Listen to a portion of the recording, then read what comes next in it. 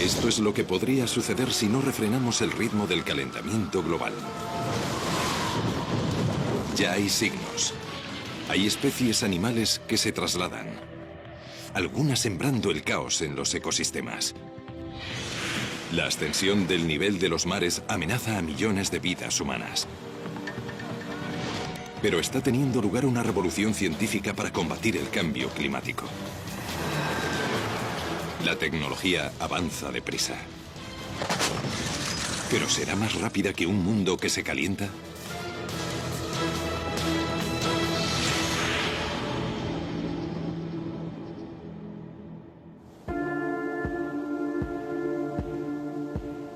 El clima de la Tierra siempre ha cambiado, pero raramente tan aprisa. En solo 250 años el planeta se ha calentado casi 1 grado centígrado o Celsius. Celsius es la escala que usan los científicos para medir la temperatura. Al ritmo actual de calentamiento, la mayoría de los climatólogos coinciden en que dentro de 50 años estaremos 1 grado más calientes y al menos 3 grados más a finales del siglo XXI. ¿Cómo será el mundo en cada uno de esos estadios? ¿Y qué avances científicos y tecnológicos se llevan a cabo actualmente para afrontar cada uno de ellos? Sabemos qué causa el problema. Los gases de efecto invernadero como el metano y el dióxido de carbono que actúan como una manta que rodea el planeta, atrapando el calor.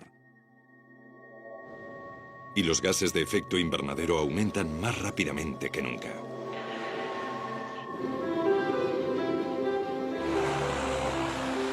Lo demuestran proyectos como este, desarrollado a tan solo 1000 kilómetros del Polo Sur. Hielo antártico acumulado en capas a lo largo de millones de años. Los expertos climáticos británicos leen el pasado taladrando y examinando muestras de hielo o núcleos.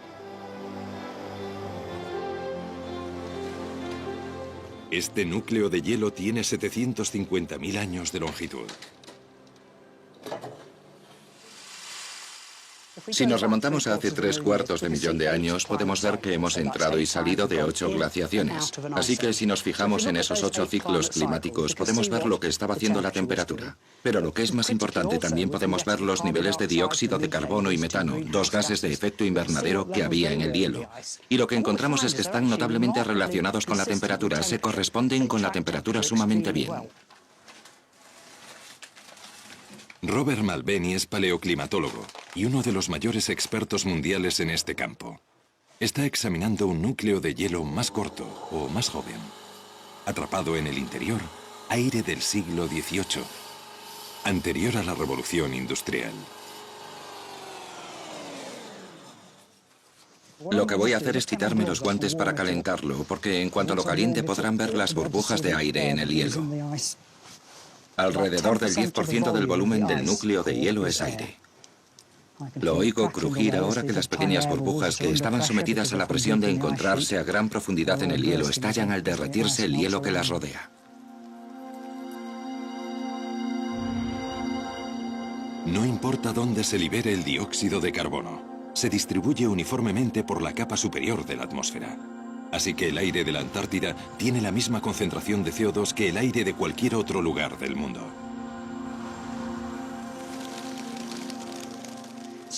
Así que este es aire preindustrial y lo que esperamos ver es qué nivel de dióxido de carbono había en el aire antes de que el hombre empezara a usar grandes cantidades de combustibles fósiles y a verter dióxido de carbono en la atmósfera. Aguarden a que se estabilice el instrumento. Así que tenemos 288 partes por millón. El nivel de dióxido de carbono de hoy es de 386 partes por millón. Es decir, que ha habido un incremento de 100 partes por millón en menos de 250 años. Puede que 100 partes por millón no parezca un gran salto, pero estamos 100 partes por millón más altos de lo que hemos estado en los últimos 3/4 de millón de años, y aumenta implacablemente 2 partes por millón cada año. A no ser que podamos disminuir la cantidad de dióxido de carbono que vertemos en la atmósfera, ese nivel continuará subiendo y habrá consecuencias en el clima. La preocupación por el cambio climático condujo a las Naciones Unidas a constituir el IPCC, siglas inglesas del Grupo Intergubernamental de Expertos sobre el Cambio Climático, un equipo que representa los hallazgos de más de 4.000 climatólogos. Lo lidera el doctor Rajendra Pachauri. La ciencia relacionada con el cambio climático ha alcanzado tal nivel de sofisticación y fiabilidad que no deja resquicio alguno de dudas sobre que el ser humano está influyendo en el clima de la Tierra. Ya con casi 1 grado más, estamos viendo pequeñas pero significativas consecuencias en el mundo natural. Como no solo asciende la temperatura del aire, sino también la de los océanos, muchas especies marinas cambian de hábitat, trasladándose del Ecuador hacia los polos.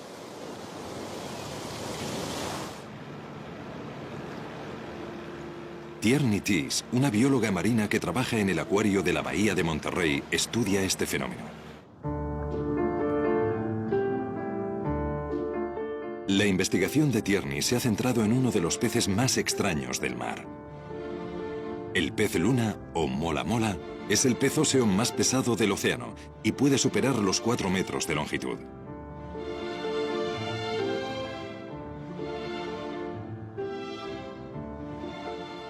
Da la impresión de que no está terminado. Hay gente que cree que le han arrancado la cola. ¿Cómo vas a diseñar un pez de alta mar sin cola? Los peces luna eran una rareza en las aguas frías de lugares como el norte de California, el sur de Inglaterra e incluso Alaska, pero ahora se ven con más frecuencia. Para averiguar cuánto se ha ampliado su hábitat, Tierney ha marcado peces luna a fin de registrar sus movimientos.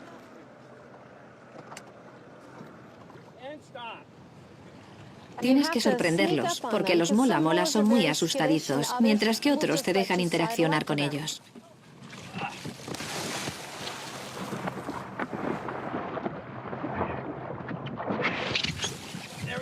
El secreto es colocarles la etiqueta en una zona del mola mola en la que sabemos que no se la arrancará, y es justo bajo la aleta dorsal. Una vez adosada, la etiqueta se queda puesta 9 meses. En resumidas cuentas, registra el diario de viaje del animal y luego en el momento previsto se suelta del animal, flota hasta la superficie y envía todos sus datos al satélite. Ese satélite los reenvía a nuestros ordenadores y ahí podemos analizar todos esos datos.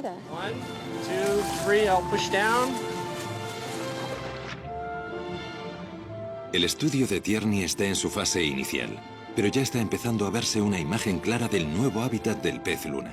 Y lo que es evidente es que aun con el más leve aumento de la temperatura, el mola mola emprende el camino. El cambio climático es mucho más que...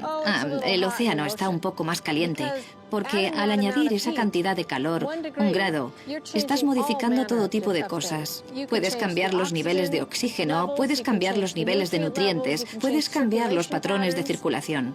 El cambio climático trastoca un montón de cosas simultáneamente.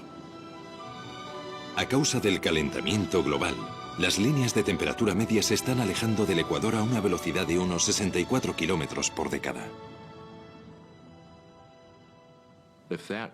Si esa velocidad continúa o aumenta, provocará la extinción de muchas especies, ya que no pueden soportar ese ritmo de cambio.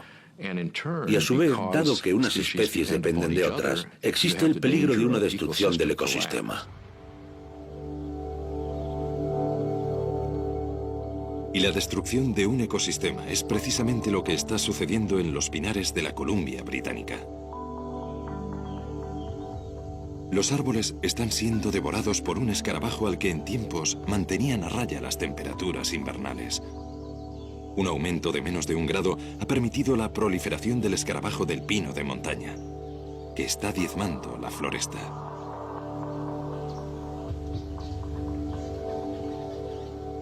Bill Wilson dirige una investigación sobre el escarabajo de pino de montaña para el Servicio Forestal Canadiense.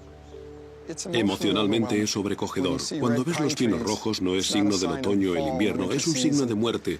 Esos árboles han sido asesinados por el escarabajo del pino de montaña. Este escarabajo es el responsable de la mayor plaga de insectos de la historia norteamericana. En los últimos 10 años, el escarabajo del pino de montaña ha destruido unos 13,5 millones de hectáreas de bosque, una superficie del tamaño de Grecia.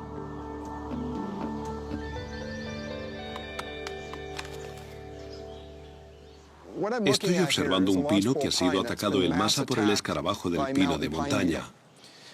Las hembras que atacan el pino con éxito excretan una feromona, y la feromona atrae a gran número de escarabajos. Muy rápidamente, los árboles se ven invadidos. Cuando el escarabajo consigue situarse bajo la corteza, lo que hace es empezar a alimentarse del árbol y pone los huevos. Esos huevos suelen eclosionar entre 7 y 10 días después, y las larvas comienzan a alimentarse inmediatamente. Debilitan el árbol y se desencadena la enfermedad. El brote no puede controlarse con insecticidas. Al ritmo actual de destrucción, 3/4 de los pinos maduros de la Columbia Británica habrán desaparecido en 2019. Le da a uno que pensar que un insecto del tamaño de un grano de arroz pueda provocar los daños que está causando a los bosques norteamericanos. El ataque del escarabajo del pino de montaña es solo uno de los muchos modos en que un aumento de casi 1 grado está afectando al delicado equilibrio de la naturaleza y amenazando la supervivencia de especies. La pica o liebre silbadora, nativa de Estados Unidos desde hace 40.000 años, podría ser el primer mamífero que se extingue mientras lucha por adaptarse al cambio climático. En África, la migración anual de más de 1 millón de ñúes se encuentra amenazada, ya que la sequía acaba con las praderas en las que pace. En las selvas tropicales de América Central y del Sur, 70 especies de atelópidos y dendrobátidos ya se han extinguido, ya que el cambio climático permite que un hongo letal medre entre ellas. En todo el mundo, los arrecifes coralinos, hogar del 25% de la vida marina, están muriendo a medida que los océanos se calientan, absorbiendo más dióxido de carbono y volviéndose cada vez más ácidos. Pero es en el Ártico donde los efectos del calentamiento global son más evidentes.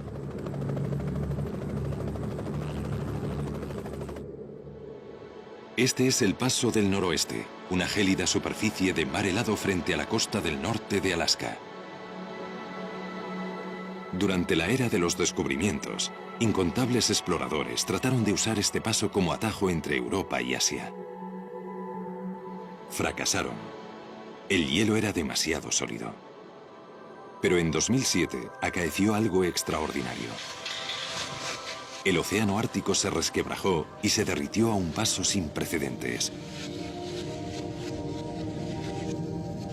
Había un 23% menos de hielo que en cualquier año del que hubiera registros. El mar helado se retira cada verano, pero en 2007 desapareció tanto que por primera vez en la historia, grandes navíos pudieron navegar por el Paso del Noroeste. Si continuase este ritmo de disminución, ya no habría mar helado estival en el Ártico para 2020. Si perdemos todo el mar helado y no se recompone, lo cual es posible, al final del verano habrá desaparecido y quizá el agua haya absorbido tanta energía solar que el mar helado no vuelva a formarse. Entonces, vas a tener importantes cambios de carácter permanente en el clima del hemisferio norte.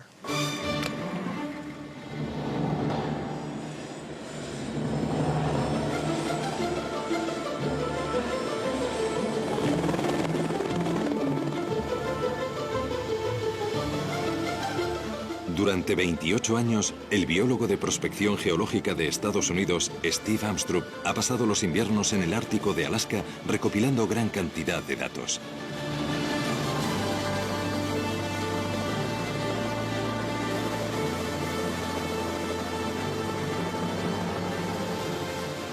Está estudiando uno de los animales más magníficos del planeta.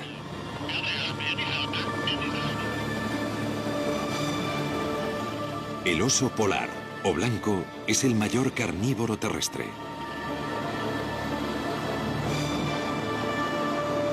Está soberbiamente adaptado para vivir en este inmisericorde desierto desde hace 300.000 años. No puede adaptarse al cambio climático.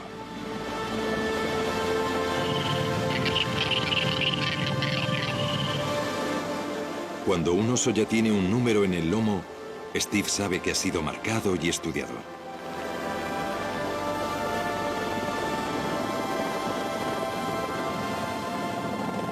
Usando un dardo tranquilizante, seda al oso sin marcar. Una hembra.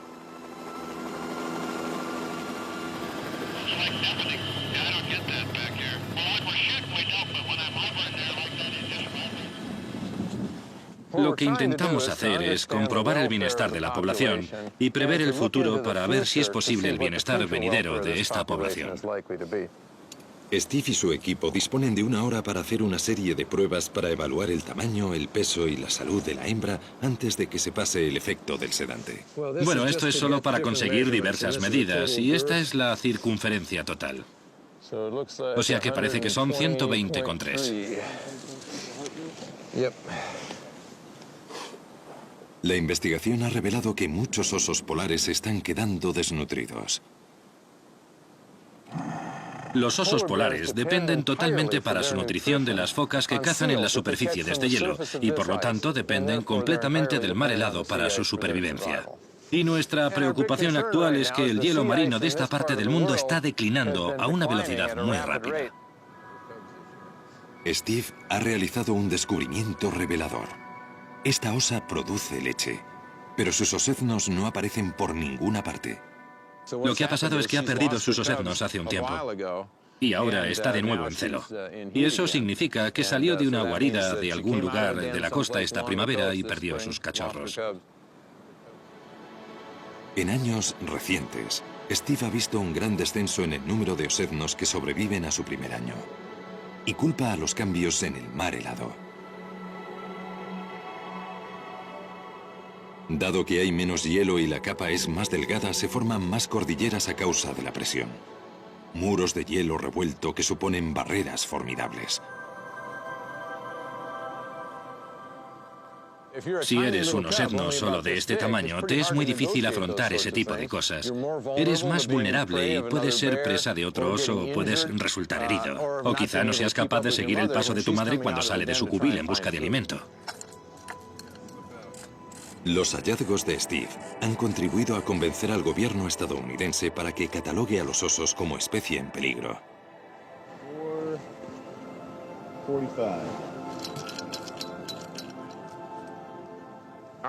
Nuestras previsiones apuntan a que los osos polares podrían desaparecer de la región donde nos encontramos en los próximos 50 años. Llevo 28 años subiendo aquí y siempre he podido contar con hallar osos polares. Si viviera para ver el día en que no pudiera venir y encontrar osos polares, me resultaría muy difícil de digerir.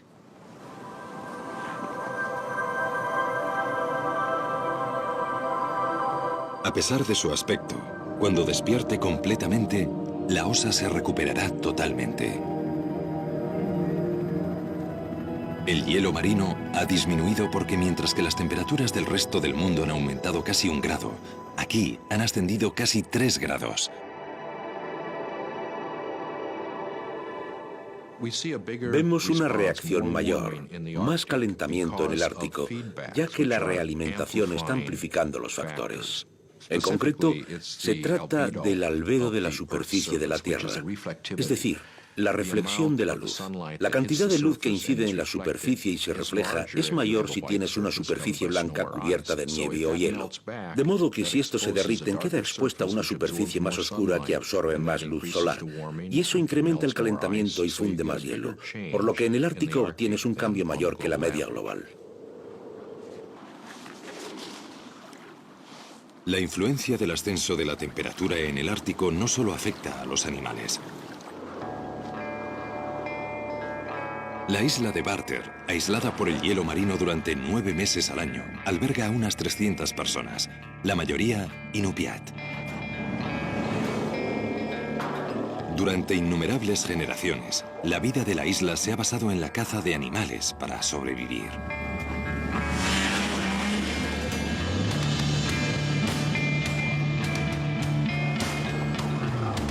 Robert Thompson es un cazador inupiat de la isla. Hoy se dirige a lo que en tiempos fuera un rico cazadero.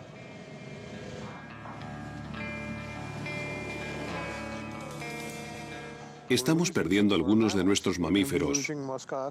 Vamos a perder los búfalos árticos. Seguramente se extingan en esta zona en el transcurso de mi vida. El oso polar va a desaparecer, la población de caribú va a disminuir y también algunas aves. Sin nuestros animales nosotros desapareceremos, nuestro pueblo estará perdido. Nuestra cultura se basa en los animales. Podríamos importar diversos tipos de alimentos y seguir viviendo aquí, pero las cosas que hacemos, las que nos definen, se perderán. La mayoría de los climatólogos cree que a mediados de este siglo habitaremos un mundo 2 grados más caluroso. El único modo de evitarlo es disminuir las emisiones y cambiar la forma de producir energía.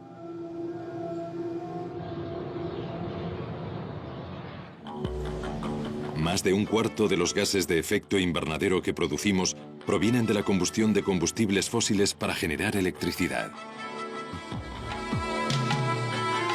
El carbón, el petróleo y el gas natural surten casi todos los aspectos de nuestra vida y mostramos pocos signos de reducir su consumo. Llegaremos a un calentamiento global de al menos 2 grados centígrados si continuamos, aunque solo sea durante unos pocos años más, al ritmo de crecimiento actual, ya que las economías en expansión del mundo en vías de desarrollo crecen muy velozmente y sus emisiones de CO2 aumentan muy rápido. El mayor crecimiento se ha producido en China. Hace poco que ha superado a Estados Unidos como mayor emisor de gases de efecto invernadero.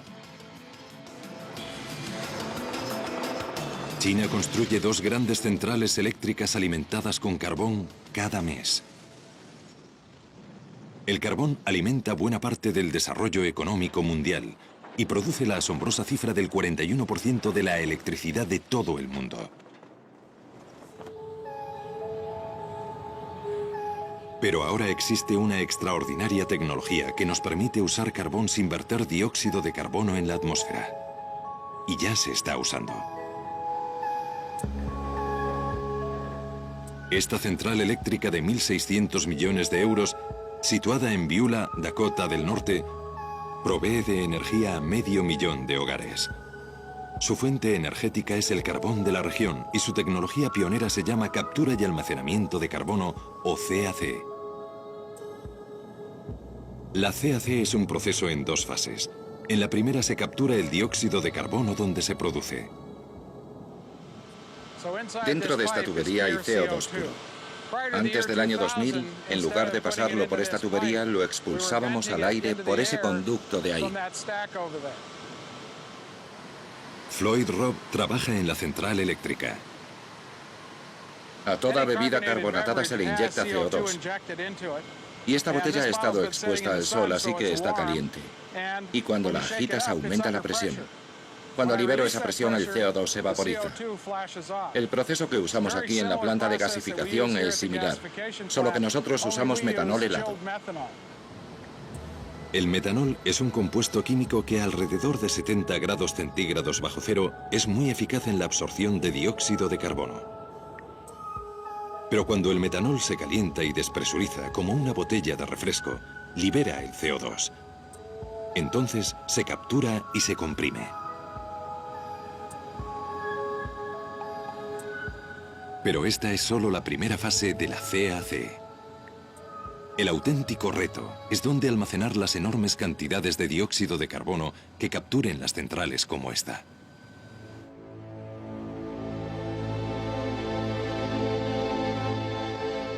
La solución podría hallarse aquí, en los magníficos cañones de arenisca del apropiadamente llamado Carbon County, Condado del Carbono, en Utah.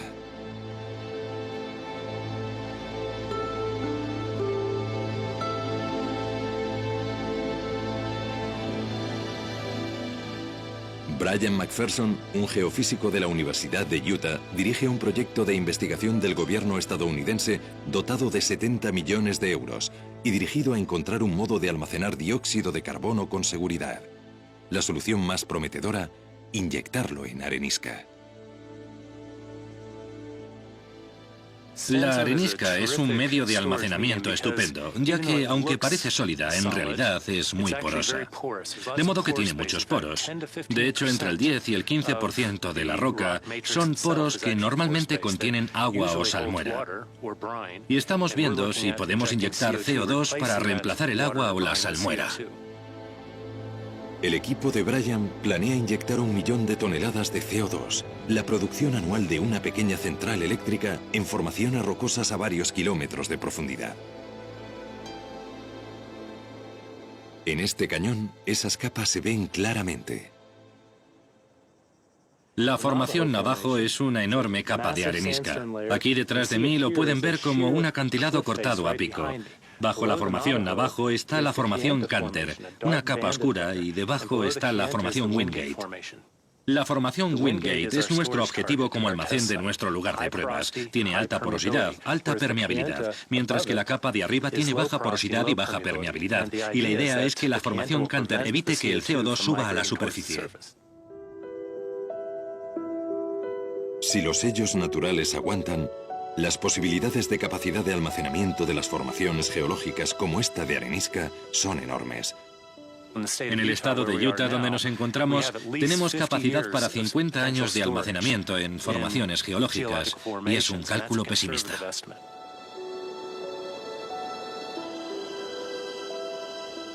La CAC podría ofrecer los máximos beneficios con unas alteraciones mínimas. El mérito de la CAC es que nos permite usar la mayor fuente de energía fósil que tenemos. Hay tantos países que ya están usando carbón que debemos hallar un modo de usar el carbón evitando las emisiones dañinas. Así que tenemos que intentarlo, y quizá eso nos dé tiempo para desarrollar energías más limpias a largo plazo. Pero hay otro obstáculo. Al coste actual, la CAC podría añadir hasta un 60% a la factura de la electricidad. Y los estudios del gobierno no finalizarán hasta dentro de 10 años. Solo después de 2020 se considerará la adopción a gran escala de la CAC, y para entonces ya podría ser muy tarde. Si no detenemos el incremento de las emisiones globales para 2015, la mayoría de los expertos coinciden en que el calentamiento del planeta en 2 grados es inevitable. Y eso podría desestabilizar aún más nuestro clima.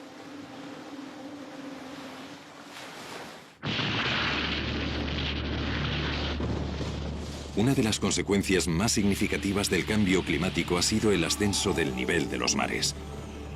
Han subido más de 20 centímetros desde mediados del siglo XIX. En un mundo 2 grados más caluroso, subirían por encima de los 20 centímetros más. El agua, como muchas otras sustancias, se expande cuando se calienta. Y el hecho de que la capa superficial de los océanos esté más caliente significa que es más grande que antes, y lo único que puede hacer el agua es subir, de modo que por esa razón sube el nivel del mar. La otra razón por la que aumenta el nivel del mar es que si derrites el hielo que había en tierra, el agua fluye hacia el océano.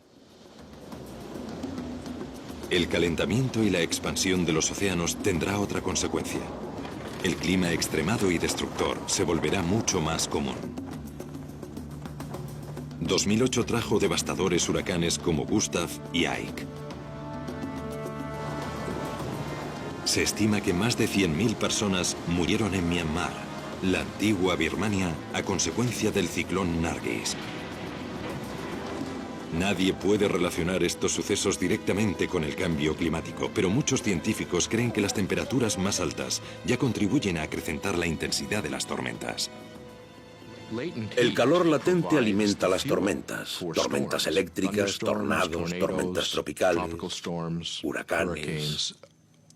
La energía procede del calor latente, así que los océanos más cálidos alimentan más las tormentas. De modo que esperamos que las tormentas más fuertes se vuelvan aún más fuertes. El impacto destructivo de esto se sentirá en lugares inesperados. Nueva York, 8 millones de habitantes. Una de las mayores y más ricas ciudades del mundo. A los neoyorquinos les gusta pensar que ya lo han visto todo, Pero en un futuro más cálido tendrán que vérselas con la amenaza de inundaciones regulares y devastadoras.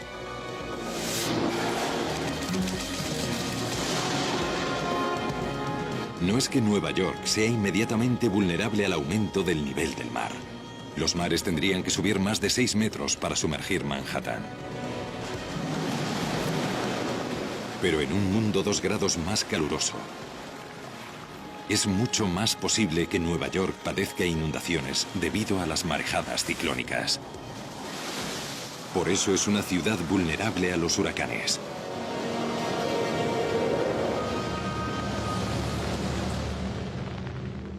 El último huracán fuerte se produjo en 1938, cuando el llamado expreso de Long Island rozó Manhattan atacando desde una distancia de 112 kilómetros al noreste. Murieron más de 600 personas. Cientos de casas fueron barridas por el mar. Hoy esa tormenta se clasificaría como de categoría 3.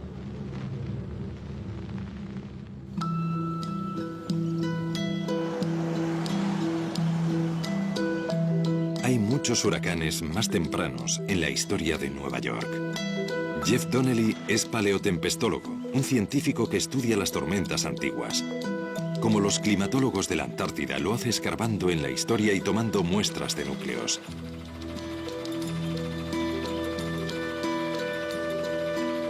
Extraen núcleos de barro y Jeff busca pruebas de marejadas ciclónicas.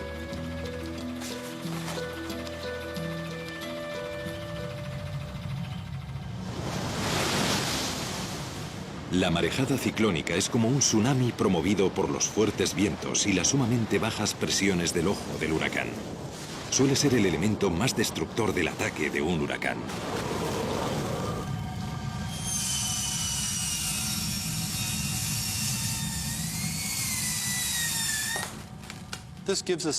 Con esto nos hacemos una idea de la frecuencia con que un lugar como Nueva York ha recibido el impacto de grandes huracanes en el pasado. En resumidas cuentas, es como leer un libro. Nos retrotraemos en el tiempo, abrimos estos núcleos y pueden ver los ricos sedimentos orgánicos que se han depositado día tras día. Pero ocasionalmente, al adentrarnos más en el núcleo, ves estas gruesas capas de arena que se han depositado. Y estas capas de arena son el resultado de las marejadas ciclónicas que han pasado sobre la playa y han desplazado arena hasta estas pozas y marjales. Y esta gruesa capa de aquí data del huracán de Nueva Inglaterra de 1938. Estos núcleos proceden de muy cerca de la ciudad de Nueva York y seguramente daten del huracán de la ciudad de Nueva York de 1821. Fue la última vez que la ciudad fue atacada por un huracán intenso, probablemente el huracán de 1815. Probablemente 1675, 1635. Y luego, antes, estos son todos anteriores al asentamiento europeo en el este de Norteamérica, de modo que los huracanes documentados llegan hasta esta época. Así que sabemos que es posible que Nueva York sufra huracanes directos, huracanes intensos. Han tenido lugar muchas veces y volverán a ocurrir en el futuro. Previamente, en cualquier año dado, había una posibilidad entre 100 de que llegara una devastadora marejada ciclónica de 3 metros. Pero en un planeta 2 grados más caliente, esas posibilidades variarán. La doctora Cynthia Rosenzweig, destacada climatóloga, ha realizado muchos estudios para predecir inundaciones provocadas por marejadas ciclónicas. Una parte de las proyecciones del cambio climático es prácticamente segura. Es que el nivel de los mares será más alto. Eso proporciona la base para que ocurran las inundaciones costeras. Aunque las tormentas no cambien, ese nivel del mar más elevado permite que la inundación se interne más tierra adentro. Esa es la mayor vulnerabilidad de la parte sur de Manhattan y de muchas zonas bajas de la región de Nueva York. Con un nivel del mar más alto, marejadas ciclónicas que en el pasado habrían causado inundaciones de poca importancia se tornarán tan destructivas como la mayor tormenta del siglo. Lo que muestran nuestros estudios es que esa mayor tormenta del siglo podría suceder una vez cada 20 años. Durante la vida de nuestros hijos, es muy posible que tenga lugar esa tempestad catastrófica. En una tormenta así, la bolsa de Nueva York, Wall Street y todo el sur de Manhattan quedarían inundados. Partes de los distritos exteriores, Staten Island, Queens, Brooklyn y ciertas zonas de Nueva Jersey también quedarían anegadas. Pero quizá haya un modo de prevenirlo.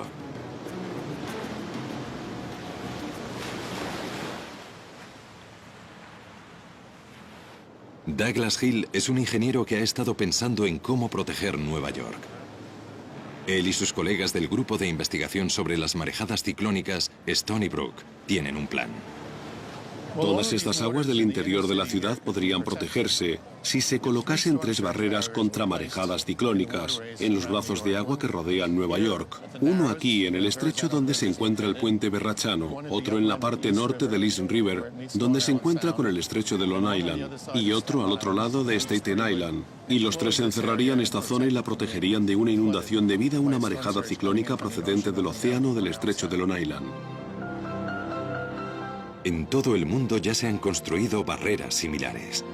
En Londres, la barrera del Támesis, que cubre una anchura inferior a la del estrecho de Verrazzano, lleva operativa desde 1982. A juzgar por lo que costó construir la barrera del Támesis, cada una de estas costaría entre 1,3 y 1,5 millones de euros y las 3 ascenderían a 4 millones de euros. Los planos para este tipo de protección apenas si están en el tablero de dibujo. Aunque se construyeran, las barreras tan solo protegerían la mitad del área metropolitana de Nueva York. Pero la ciudad está empezando a ver cómo prepararse para el cambio climático. En otras regiones de Estados Unidos y en zonas de todo el mundo, las soluciones pueden no ser tan sencillas. Luisiana, Texas, Carolina del Norte. Vastas extensiones de humedales costeros que quedarían sumergidos si se cumplen las previsiones de ascenso del nivel del mar. Miami se vería gravemente amenazada. Extensas partes de los Everglades de Florida y su ecosistema único podrían perderse para siempre. Algunos países ya viven con los efectos del aumento del nivel del mar. La isla de Tuvalu en el Pacífico Sur ya experimenta inundaciones regulares. Un pequeño ascenso del nivel del mar bastaría para borrar esta nación del mapa. La antigua ciudad egipcia de Alejandría corre peligro, ya que los acantilados que se desmoronan ofrecen poca resistencia al ascendiente mediterráneo. El agua marina ya se está introduciendo en el fértil delta del Nilo, arruinando las cosechas de trigo y dátiles de las que depende la gente. Bangladesh sufre regularmente graves inundaciones y la erosión fluvial, y se prevé que quedará devastado por el cambio climático en menos de 40 años. Es posible que 35 millones de habitantes de Bangladesh se conviertan en refugiados climáticos. La hambruna, la enfermedad y la inestabilidad política se adueñarían del país. La gente más pobre del mundo es la que más va a sufrir. Va a afrontar muchos peligros, como las inundaciones costeras, las marejadas ciclónicas y los ciclones, todos los cuales tendrían efectos muy dañinos. Aunque el mundo en vías de desarrollo será el más gravemente afectado, el cambio climático tendrá influencia sobre todos nosotros. Es un mito que la gente de los países industrializados tiene tanta tecnología y tanto dinero que se adaptará. Somos vulnerables. Piensen en el huracán Katrina, en el que el país más rico y más capacitado tecnológicamente, a consecuencia de la llegada del huracán Katrina a Nueva Orleans, sufrió un colapso completo de la sociedad civil que no fuimos capaces de restaurar en semanas, sino en meses. Aunque diésemos con el modo de erigir barreras contra toda el agua en ascensión, hay un cambio climático que ninguna barrera podría resistir: la sequía y el incesante avance de los desiertos. Creo que un mundo a 2 grados centígrados más o a 3 grados y medio Fahrenheit más sobre la temperatura de hace un siglo, evidentemente será un mundo mucho más cálido. Un mundo más húmedo en muchas partes, pero más seco en otras. Es un mundo en el que los grandes incendios muy bien podrían ser un problema incontrolable en regiones del mundo que ya han sido propensas a padecer incendios.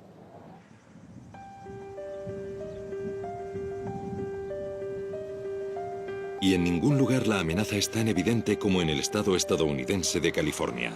En junio de 2008 se declaró una sequía de ámbito estatal. Los embalses estaban a la mitad de su capacidad, lo que conllevó un control estricto del agua y su racionamiento.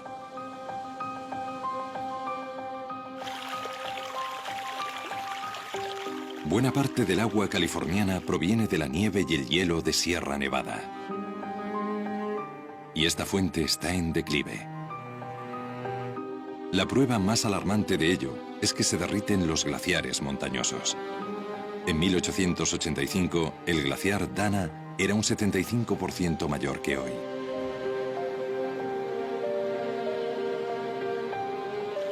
El climatólogo Anthony Westerling del campus de Merced de la Universidad de California ha observado los cambios.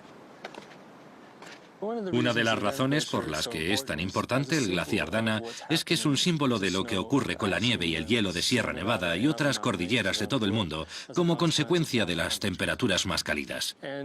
Y como el glaciar conserva el agua y el hielo de año en año, una buena parte de nuestra reserva de agua se almacena como hielo o como nieve en las montañas cada año y se funde a finales de la primavera y comienzos del verano. Confiamos en ese abastecimiento para nuestras granjas y ciudades.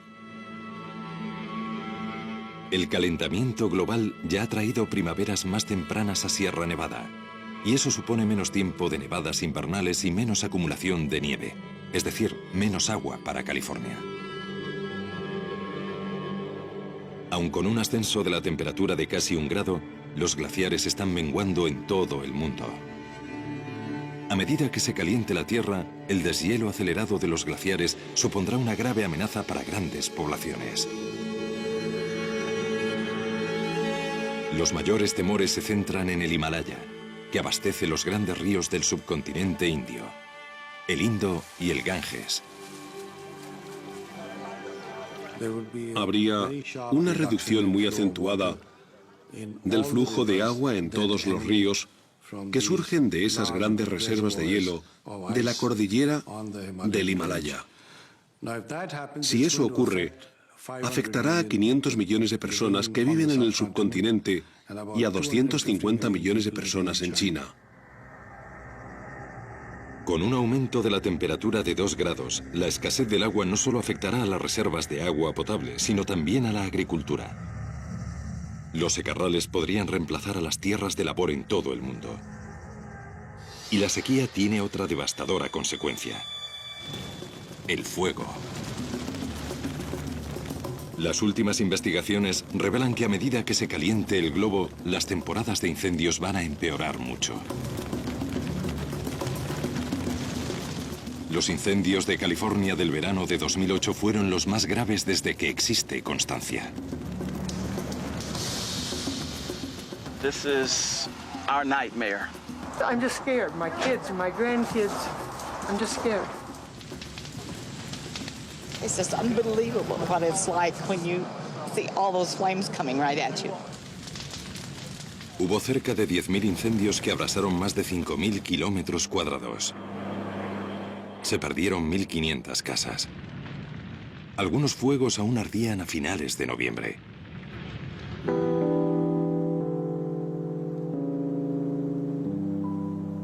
Un incendio se declaró aquí, en las estribaciones de Sierra Nevada. Pero lo que pasó en 2008 no fue un episodio aislado. Las investigaciones de Anthony Westerling han revelado una tendencia alarmante. Ha habido un tremendo y espectacular incremento de la duración de la temporada de incendios en el oeste de Estados Unidos, superando con mucho los 2 meses de duración. No será solo Estados Unidos el que sufra incendios más frecuentes e intensos.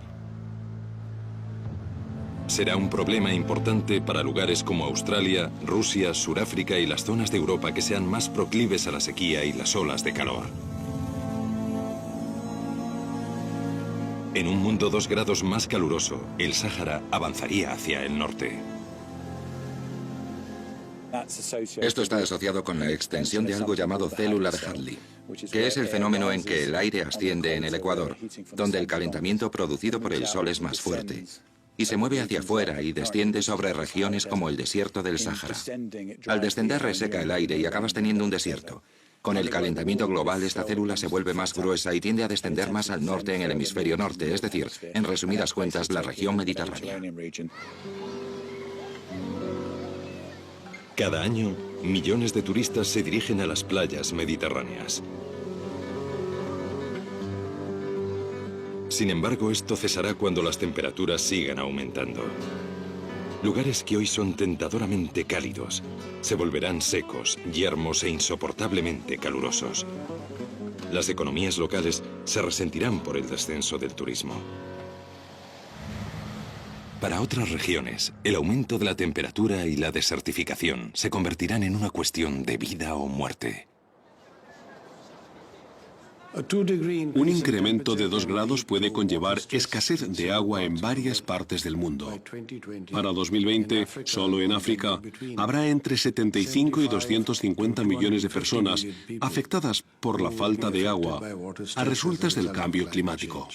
Si queremos evitar los efectos de un mundo 2 grados más caluroso, los esfuerzos individuales por reducir las emisiones ahorrando energía en casa y en el trabajo tendrán que ser algo que tengamos interiorizado.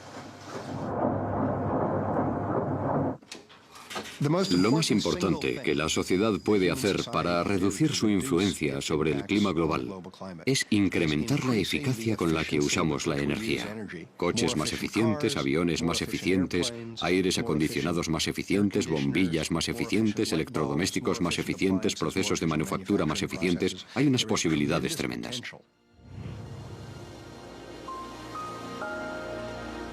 En los Emiratos Árabes Unidos se ha empezado a trabajar en un proyecto para llevar la eficacia energética al próximo nivel.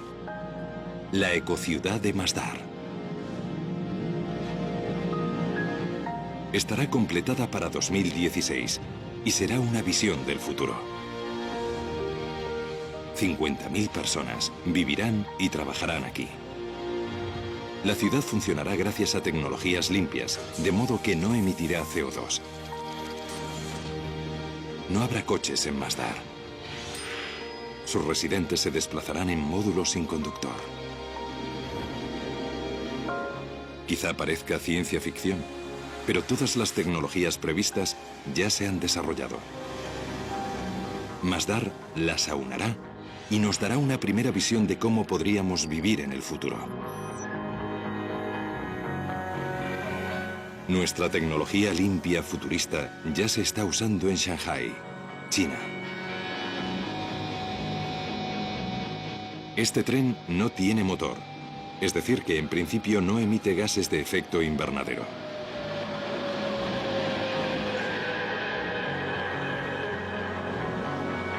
Es el primer tren comercial maglev de alta velocidad del mundo. Se desplaza a 431 kilómetros por hora. Así que el viaje de 30 kilómetros del aeropuerto de Shanghái a la ciudad dura menos de 8 minutos. Maglev es el acrónimo inglés de levitación magnética.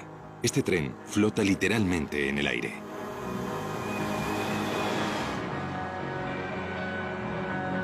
Fan Mo es uno de los directores de investigación y desarrollo del Centro Chino de Maglev.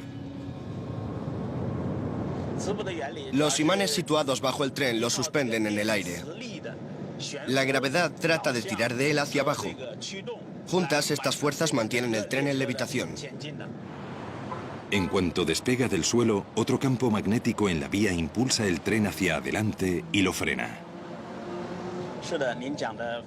El tren ha reducido la fricción, es decir, que tiene una eficacia mayor y viaja más rápido.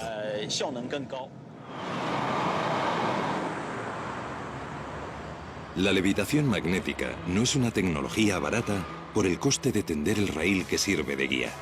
Los antiguos rieles tendrían que sustituirse, pero los beneficios serían enormes. La fuente de gases de efecto invernadero que más crece es el transporte aéreo. Los maglevs podrían ofrecer una alternativa a los vuelos que cubren distancias cortas, lo que transformaría completamente los viajes por Europa, Asia y Norteamérica.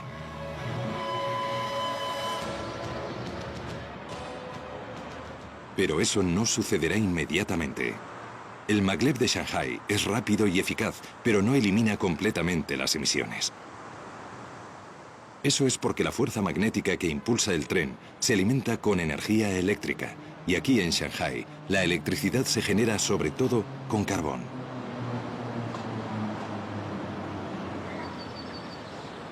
O sea que para que esta brillante tecnología tenga un auténtico impacto, debemos o bien perfeccionar la captura y almacenamiento de carbono, o bien dar con un modo alternativo de producir electricidad. Un país ya lo ha conseguido, dominando la naturaleza. El 99,9% de la energía de Islandia se produce sin emitir gases de efecto invernadero.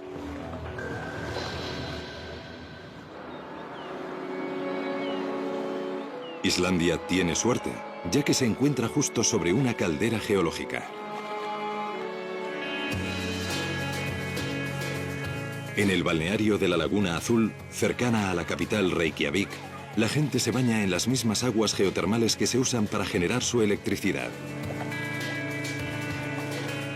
Tradicionalmente este balneario se surtía de las aguas residuales de la central geotérmica de Svartsengi, que no produce gases de efecto invernadero. Aquí, el agua supercaliente de las profundidades emerge en forma de vapor, lo que impulsa las turbinas generadoras de electricidad. La energía geotérmica está disponible en lugares como Islandia, donde hay mucha actividad volcánica. Han dejado de depender de las energías fósiles para obtener electricidad. Pero no para los coches. En Islandia hay más coches por persona que en casi cualquier país del mundo. Pero su uso pionero de una nueva tecnología quizá deje obsoletos los coches tradicionales.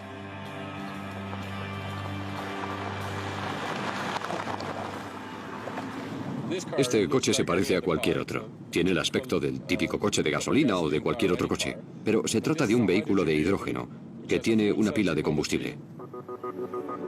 La pionera de la tecnología de pilas de combustible ha sido la compañía de Jon Björn Skulason, que trabaja con 13 prototipos de coches de hidrógeno. Bajo el capó, una pila de combustible divide el hidrógeno en protones y electrones, sus componentes subatómicos básicos. Los electrones viajan a través de un circuito y se transforman en energía eléctrica, impulsando el motor. En Islandia creen que las pilas de combustible son un gran adelanto con respecto a las baterías convencionales que alimentan los coches eléctricos existentes. La ventaja de nuestro coche de hidrógeno es que un automóvil de hidrógeno puede repostar en 3 o 4 minutos, y el coche de hidrógeno tendrá una autonomía similar a la de un vehículo de gasolina. De modo que la diferencia es que los coches de baterías suelen tardar entre 5 y 8 horas en cargarse y solo tienen la mitad de autonomía que un coche de hidrógeno. Reykjavik cuenta con su propia estación de servicio de hidrógeno. Aquí el hidrógeno es fabricado por una máquina llamada electrolizador. La materia prima es el agua. La unidad está conectada al agua y la electricidad. El electrolizador divide el agua en hidrógeno y oxígeno. El oxígeno se evapora en la atmósfera y luego purificamos el hidrógeno. El hidrógeno va a un compresor ya que tiene un volumen mucho mayor, de modo que para tener suficiente energía en un vehículo hay que comprimir el hidrógeno. Una vez comprimido, el hidrógeno puede bombearse directamente en el coche, y la única emisión es el líquido que llegó al electrolizador al principio del proceso. Solo agua pura. Excelente. El hidrógeno como combustible es un logro emocionante, y más porque no hay que cavar ni taladrar para obtenerlo. No obstante, hay considerables trabas que vencer. Actualmente el hidrógeno precisa una gran cantidad de electricidad para producirlo. De modo que no hay beneficios netos, a no ser que, como aquí en Islandia, la energía usada para fabricarlo no produzca emisiones. Islandia planea ser una nación completamente libre de combustibles fósiles para 2050.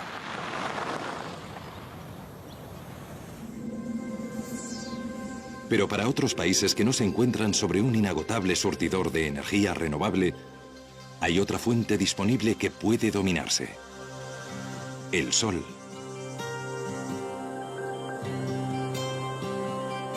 Ahora, en el sur de España, en la provincia de Granada, se ha producido un gran avance en la energía ecológica. Una central solar que funciona aunque el sol no brille. Cuando esté finalizada, Andasol cubrirá 2 kilómetros cuadrados y abastecerá de energía a 50.000 viviendas.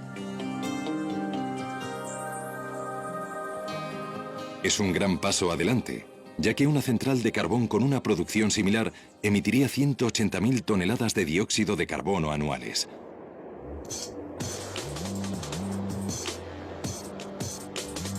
Los 210.000 espejos de la central son curvos para concentrarse en estos tubos. El aceite del interior se calentará lo suficiente como para impulsar unas turbinas de vapor, generando así electricidad. El ingrediente secreto de Andasol se encuentra en estos tanques. Sal fundida. La sal conduce y almacena el calor sumamente bien. El exceso de calor generado durante el día es absorbido por la sal. Por la noche, este calor almacenado produce vapor para seguir moviendo las turbinas. En el futuro, este tipo de tecnología podría generalizarse. Se podrían instalar grandes centrales solares en regiones secas y soleadas del norte de África, Texas y los estados desérticos. Vastas zonas actualmente inútiles para la agricultura podrían resultar ideales para la generación de energía. España no es el único país que avanza a pasos agigantados en las tecnologías energéticas limpias. El Reino Unido está dominando el viento, construyendo el mayor parque eólico del mundo. Con 271 turbinas, el parque londinense generará suficiente energía para 750.000 de casas. La primera central eléctrica marina del mundo se ha construido en Portugal. La Polamis usa sus movimientos serpenteantes de sus secciones articuladas para generar una electricidad que bastará para 15.000 viviendas. En Zuru, cerca de Malay, en la India, los excrementos humanos se usan para alimentar el alumbrado público de la ciudad. Otras ciudades indias lo están considerando. En China, la presa de las Tres Gargantas es la mayor central hidroeléctrica del mundo. Está diseñada para producir tanto como 22 grandes centrales alimentadas con carbón. Aunque no es energía verdaderamente renovable, y pese a su controvertida reputación, la energía nuclear está experimentando un resurgimiento. Actualmente proporciona a Francia el 70% de su electricidad, y varios gobiernos están planeando la fabricación de nuevas centrales. Todas estas tecnologías son un paso adelante en la dirección correcta, pero hay otra fuente de gases de efecto invernadero que aún no ha sido abordada. Una fuente que produce aún más que el sector del transporte: el ganado.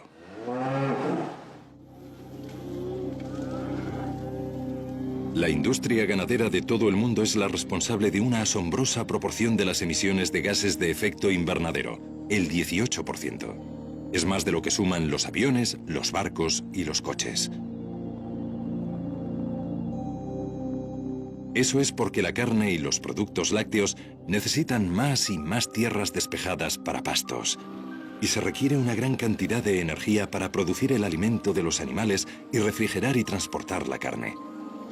Las propias reses son la fuente de un gas particularmente nocivo, el metano. Una vaca madura lactante emite 14 litros de metano al día.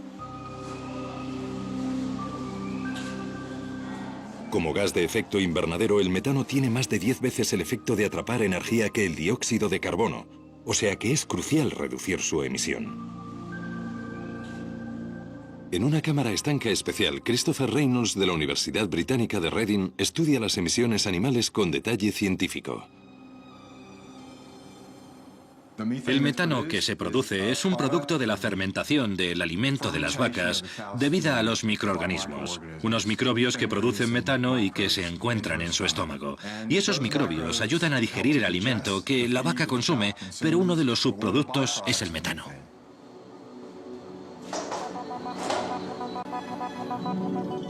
Contrariamente a la creencia popular, solo el 5% del metano procede del ano de la vaca. El otro 95% sale por su boca y su nariz. Detener esta fuente de gas de efecto invernadero supondría un gran logro. Uno de los santos griales de la gente que trabaja en este campo es tratar de dar con un así llamado antibiótico ecológico, un compuesto bioactivo procedente de una planta que tenga una acción antimicrobiana. En otras palabras, que acabe específicamente con los bichos que producen metano. Un tratamiento inhibidor del metano solo es una solución parcial. Una forma mucho mejor de reducir el metano sería que todo el mundo dejase de consumir carne. Y como eso es difícil que ocurra, se están desarrollando otros modos de reducir las emisiones del ganado.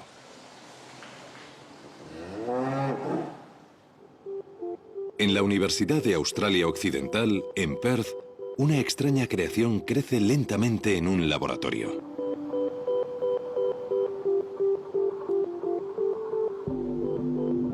Oron Katz trabaja en el Departamento de Ciencias Biológicas.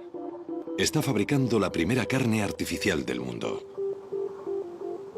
Cuando cultivamos esas células solemos llamarlas, hemos acuñado el término semivivas, ya que no están completamente vivas. No son un animal, sino que son una parte viva de un animal sustentada en un medio artificial.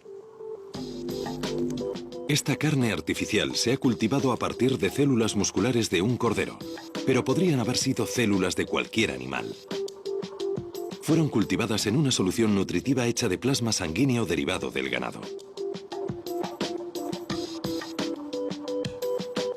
Los cultivos de células musculares crecen en un bioreactor de microgravedad que rota constantemente para que la carne crezca en 3 dimensiones.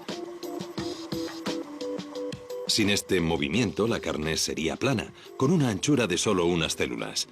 Actualmente, Oron busca formas de dar a la carne más textura, a fin de imitar la auténtica. En estos momentos se está llevando a cabo una investigación para tratar de hallar maneras de ejercitar esas células musculares, de modo que se alineen y tengan una textura similar al músculo. Y hay 2 modos de hacerlo. Uno es estimular eléctricamente esas células y el segundo es tratar de ejercitarlas físicamente, intentando construir pequeñas máquinas para hacer ejercicio, pequeños gimnasios para que esas células crezcan y se conviertan en algo más parecido a los músculos. Oron ha llevado su singular trozo de carne al Reino Unido a uno de los mejores chefs del mundo.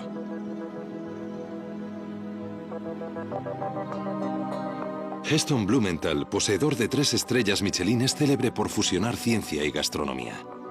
Esta carne es tan innovadora que en Gran Bretaña no se reconoce como alimento y legalmente no puede comerse. It's got a smell of raw liver to it. I never really sniffed it, but I'm not allowed to eat it, so that's about as close as I can get. You're going to turn it into the world's most expensive, tiniest hamburger. Yes, which is it is at the moment, and that's as big as one can get at this stage. Mucha gente podría considerar la idea de la carne criada en laboratorio menos que apetecible. Pero no este chef magistral. I think as a catalyst for conversation, debate and thought, it's fantastic because how many people are quite happy to eat sliced ham that actually is not ham at all. It's processed meat from animals that have been literally chained to the floor. Yeah. That's not a problem, but something that's been grown in a lab actually is a problem. To me, that has the potential to be a lot more ethical. Esta tecnología aún está en su infancia. Aun cuando los científicos descubran cómo incrementar la producción, esta sustancia criada en el laboratorio solo serviría como carne picada o troceada. Los filetes y las pechugas de pollo artificiales aún son solo un sueño. Y su producción aún no es viable económicamente. Pueden quedar décadas para la carne artificial, pero hay otra tecnología revolucionaria que también imita a la naturaleza que podría estar lista en unos pocos años. Y que podría reducir los actuales niveles de dióxido de carbono, algo vital en un mundo 2 grados más caluroso.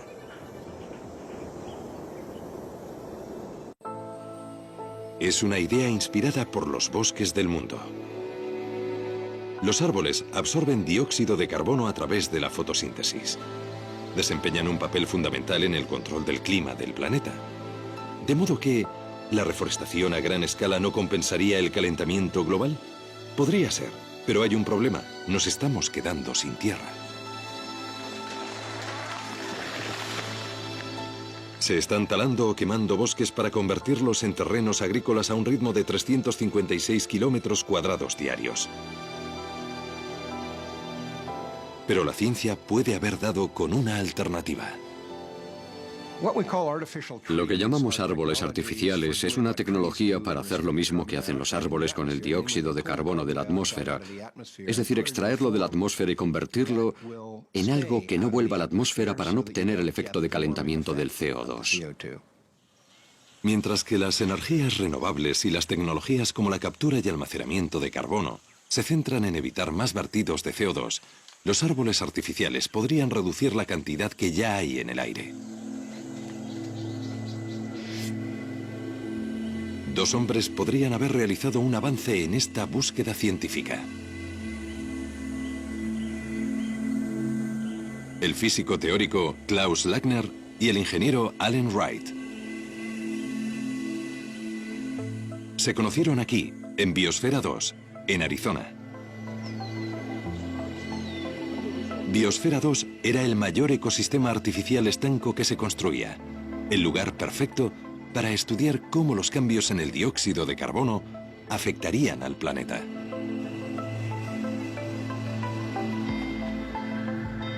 Cuando Allen y Klaus comenzaron a trabajar en cómo fabricar un árbol sintético viable, sabían que sería un paso gigantesco en la lucha contra el aumento del nivel de CO2 y el calentamiento global. El primer dispositivo que construyeron usaba hidróxido sódico, un componente químico conocido por su capacidad para absorber dióxido de carbono. Pero inmediatamente se toparon con problemas. La solución de hidróxido sódico es un material terrible para trabajar. Es muy corrosivo y cáustico. Como posible candidato tecnológico, sencillamente no funcionó. Así que volvieron al trabajo y fabricaron esto. El avance del segundo aparato era que abandonamos las soluciones de hidróxido sódico líquido como medio para captar el dióxido de carbono. En lugar de eso, hallamos un plástico que era capaz de absorber el dióxido de carbono directamente estando seco. Recogía el dióxido de carbono tan deprisa como el hidróxido sódico. Este plástico mágico lleva mucho tiempo fabricándose para usarlo en filtros de agua. Pero nadie había pensado en utilizarlo por su capacidad natural para absorber dióxido de carbono. En el nuevo prototipo, más parecido a un armario alto que a un árbol, se colgaron láminas del plástico. Pero para que el plástico fuera reutilizable, es decir, económicamente viable, debían encontrar un modo de que liberase el CO2 capturado. Otro compuesto químico, el carbonato sódico, tenía propiedades que podían eliminar el CO2 del plástico. Pero luego el CO2 debía extraerse de la solución de carbonato sódico, un proceso que requería mucha electricidad. Si fueras a usar el dispositivo electroquímico como medio para recuperar el CO2 y utilizaras una central de carbón para generar la electricidad que empleas, apenas obtendrías beneficio alguno de esta máquina, de modo que era contraproducente ir en esa dirección. Frustrados, Klaus y Allen decidieron enfocarlo de otro modo para ver si podían simplificar el proceso. Regresaron al concepto básico, no usando más que una campana estanca conectada a un monitor de dióxido de carbono. En su interior, hebras del plástico especial. Lo que ven en esta campana es una pequeña chimenea por la que insuflamos el aire y sobre ella este material plástico, de modo que esto es lo que hay sobre esta pequeña torre. Y observamos cómo absorbe el CO2. Como sabían que ocurriría, el plástico inmediatamente comenzó a absorber el dióxido de carbono, reduciendo la cantidad que se encontraba en la campana. Entonces hicieron algo que no habían considerado con anterioridad. Sumergieron el plástico no en una solución química, sino en agua normal y corriente. Vuelvo a poner esto en la pequeña torre. Cierro la campana para que el aire no pueda escapar. Lo que ocurrió a continuación fue extraordinario. El plástico liberó el CO2 absorbido. Los niveles de dióxido de carbono en el interior de la campana vuelta a sellar empezaron a aumentar desde 388 partes por millón, el nivel del aire de hoy, hasta 540, 730 y finalmente 1100 partes por millón. Nos dimos cuenta de que este material, este plástico que ven aquí, absorbe el CO2 cuando está seco y vuelve a liberarlo cuando se moja. O sea, que en realidad no se necesita más que agua. No hay que lavarlo con carbonato sódico, simplemente puedes exponerlo al agua.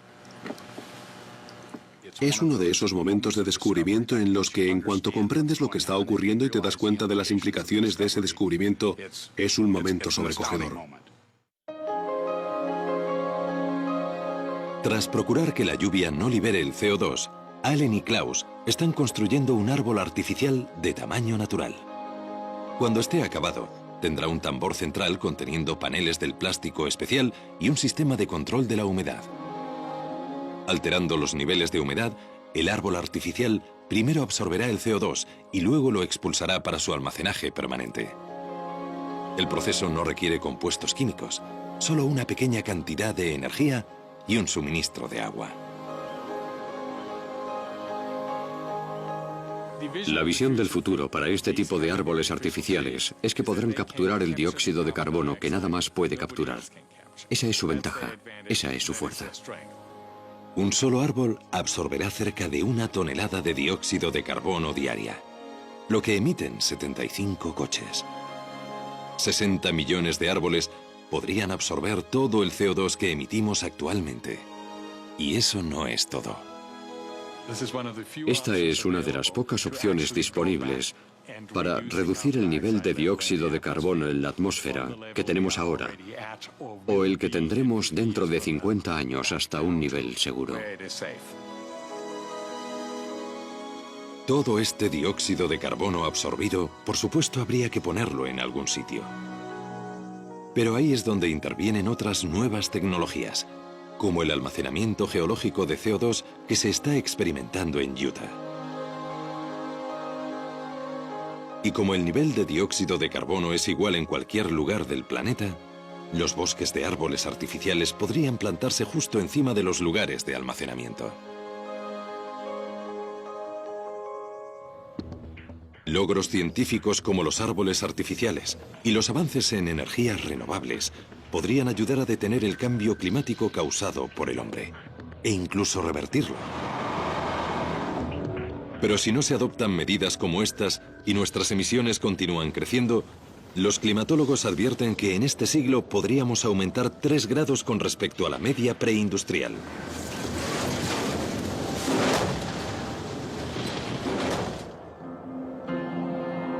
Con este nivel de calentamiento, el planeta podría pasar por una serie de momentos clave.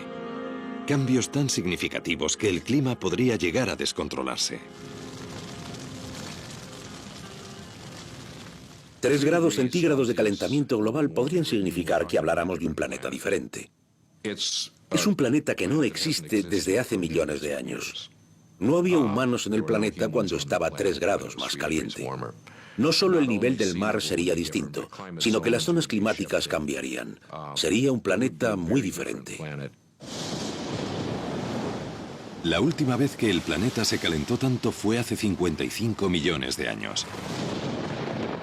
Entonces la temperatura aumentó 6 grados. Pero se calentó a un ritmo mucho más lento que el actual. Los efectos fueron catastróficos, y entre ellos se contaron extinciones masivas en los océanos. El planeta tardó 100.000 años en recuperarse. Una subida de 3 grados es una perspectiva de pesadilla para todos. El profesor Peter Cox pertenece al Centro Hadley del Reino Unido, uno de los grupos de predicción del clima más punteros del mundo. Aquí, bajo tierra, hay baterías de superordenadores que predicen el clima, tanto del presente como del futuro.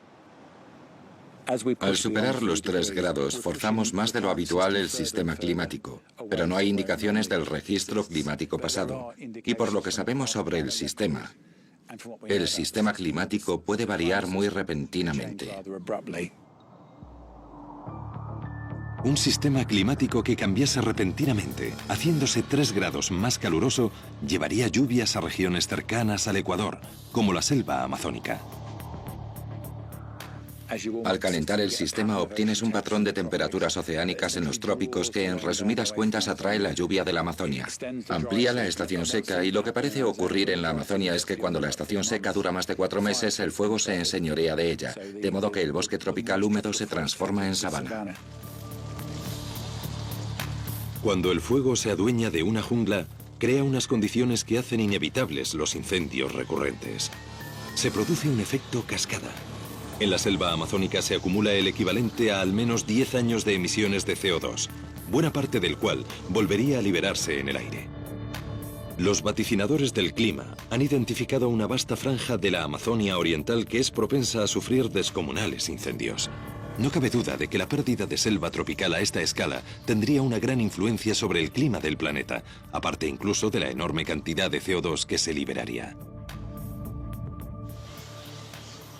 La pérdida de la Amazonia obviamente sería una catástrofe absoluta para la gente que vive en ella y acabaría con uno de los ecosistemas más diversos de la Tierra, pero también tendría unas consecuencias no solo regionales sino globales. Y eso es porque el Amazonas es parte del motor que impulsa la circulación atmosférica por los trópicos. Los patrones climáticos globales podrían verse radicalmente alterados con un impredecible influjo sobre la lluvia en todo el hemisferio norte. En ciertas partes del mundo, esta variación podría incluso acabar con las lluvias estacionales. Y con un aumento de 3 grados centígrados, la selva amazónica no es el único ecosistema que se perdería. También desaparecería la zona de permafrost que se extiende entre Alaska y Siberia y el norte de Europa.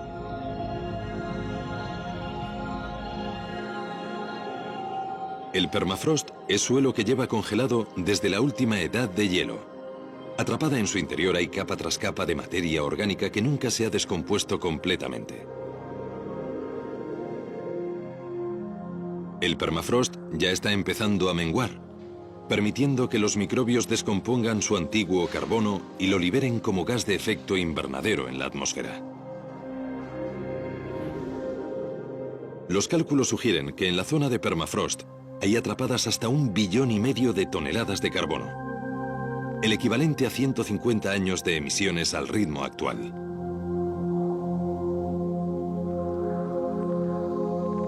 Y lo que es peor, hay una cantidad desconocida de metano encerrado en el permafrost, el gas de efecto invernadero que es 20 veces más peligroso que el CO2. Pueden imaginarse, en el peor de los casos, el efecto de realimentación que se produce al liberar gases de efecto invernadero por la quema de combustibles fósiles, sobre todo. Calentamos el sistema, fundimos el permafrost y este otro carbono sale y se suma al problema, de modo que tenemos una especie de bomba de relojería de gases de efecto invernadero. El volumen de gases de efecto invernadero que podría liberarse del permafrost, lo más seguro es que hiciese aumentar la temperatura aún más de 3 grados centígrados. Y en Groenlandia y el Antártico hay otra bomba de relojería: las capas de hielo. A diferencia del hielo marino ártico, las capas de hielo se forman principalmente en tierra. Solo la vasta capa de hielo de Groenlandia contiene 2.850 billones de toneladas de agua. De momento, esa agua está en forma de hielo, con un espesor de 3 kilómetros en algunos lugares. Pero aun con los actuales niveles de calentamiento, las capas de hielo están empezando a tornarse inestables y a moverse. Si empiezan a derretirse y el hielo comienza a desplazarse más rápidamente, podríamos tener un gran vertido de agua en el océano y un sustancial aumento del nivel del mar que se mediría en metros. Ha habido muchas veces en que las capas de hielo han empezado a desintegrarse y el nivel del mar ha aumentado a razón de varios metros por siglo.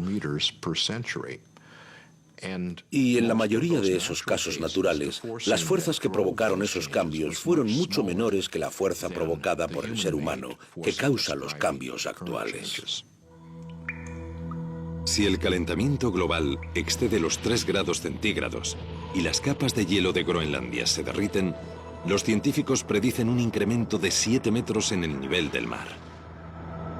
Esto es lo que pasaría con las líneas costeras de Norteamérica, Europa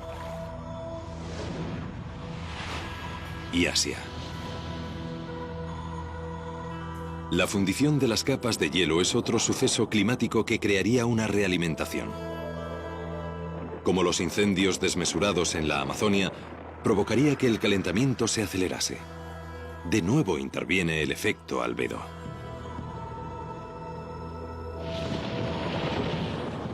Si la superficie reflectante de la luz del hielo desaparece, todo ese calor es absorbido y el clima de la Tierra se vuelve aún más caluroso.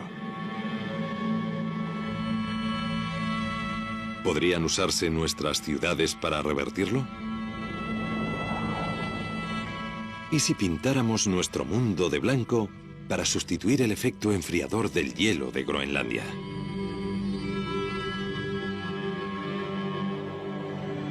En México, el norte de África, Grecia y España, la gente lleva mucho tiempo viviendo en poblaciones blancas. Las casas blancas son más frescas. Aunque haya sido creado artificialmente, esto también provoca el efecto albedo. Pero la mayoría de las ciudades están cubiertas de asfalto y cemento oscuro. Esto no refleja el calor, sino que lo absorbe. De hecho, las ciudades crean sus propios microclimas. Las temperaturas en áreas construidas pueden ser hasta 6 grados más cálidas que el campo circundante. O sea que, ¿hay algún modo de convertir las grandes urbes modernas en blancas aldeas griegas, al menos en cuanto a su capacidad de reflexión? ¿Será este el aspecto que tendrá el futuro?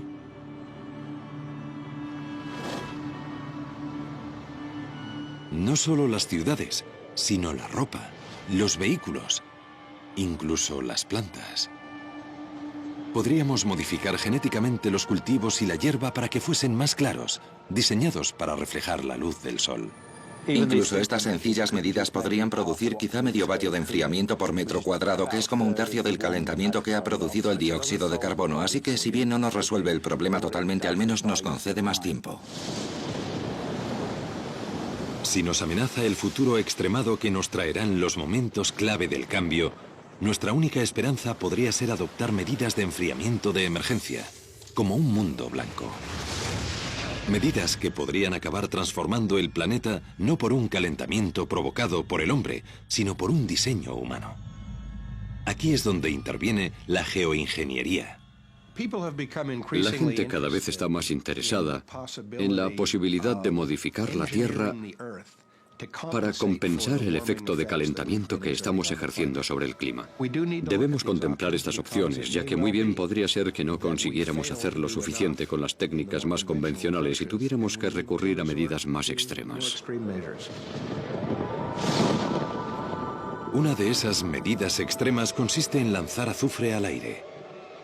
Eso supone nada más y nada menos que declarar la guerra a la atmósfera del planeta. Es una idea inspirada por la naturaleza. Cuando los volcanes tienen erupciones importantes, escupen millones de toneladas de partículas de azufre, creando una pantalla solar atmosférica. Estos sucesos han reducido la temperatura global hasta en más de medio grado centígrado. Sucedió cuando el monte Pinatubo entró en erupción en Filipinas en 1991. Si encontráramos un modo de imitar esto creando un escudo de azufre que envolviese la Tierra, podríamos enfriar el planeta.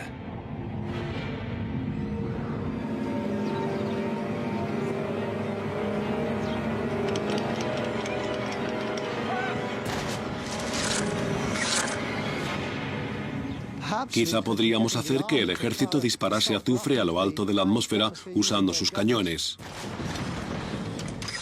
Mientras lo conserves ahí, tienes un escudo que refleja parte de la energía del sol. Además, veríamos unas bonitas puestas de sol, aunque también haría otras cosas. Todos somos conscientes del problema del agujero de la capa de ozono que tuvimos cuando modificamos la química de la estratosfera y se produjo el agujero de la capa de ozono. Ahora no sabemos lo que podría pasar con la química de la estratosfera, pero nos inquieta que algo ocurra.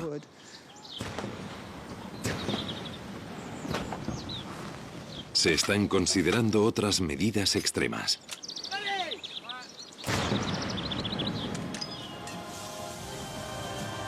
Tales como barcos que vaporicen niebla en el aire, creando más nubes.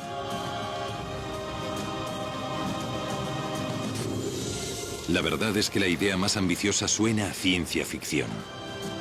Millones de espejos puestos en órbita reflejarían la luz del Sol, alejándola de la Tierra. Pero si colocas un espejo ahí, necesitas un espejo de unos 2000 kilómetros de diámetro.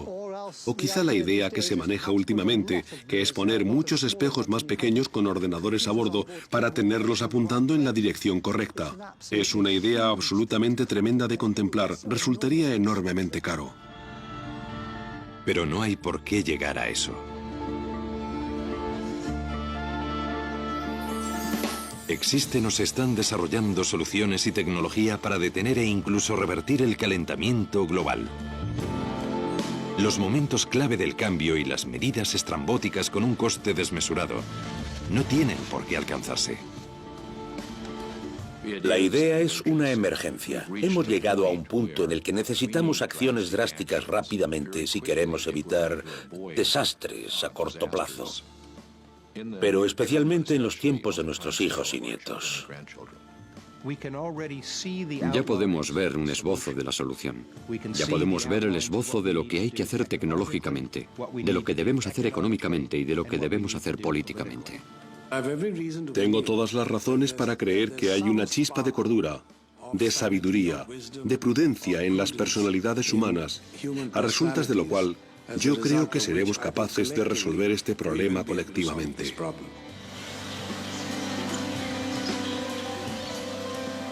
Los climatólogos estiman que si tenemos alguna oportunidad de ralentizar o detener el calentamiento global, las emisiones de CO2 de todo el mundo tendrán que alcanzar su culmen en 2015.